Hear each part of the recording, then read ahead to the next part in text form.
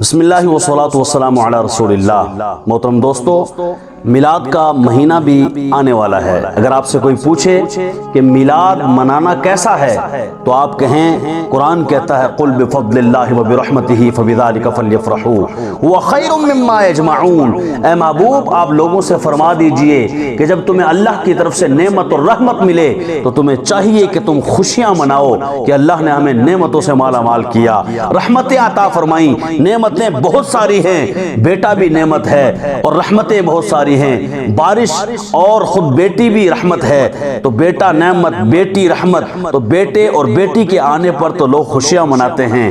اور کائنات کی سب سے بڑی نعمت اور کائنات کی سب سے بڑی رحمت وما ارسلناک الا رحمۃ للعالمین، جن کا لقب ہے، ان کے آنے پر خوشی منانا کتنا اجر عظیم ہوگا۔ ہوا خیر مما یجمعون۔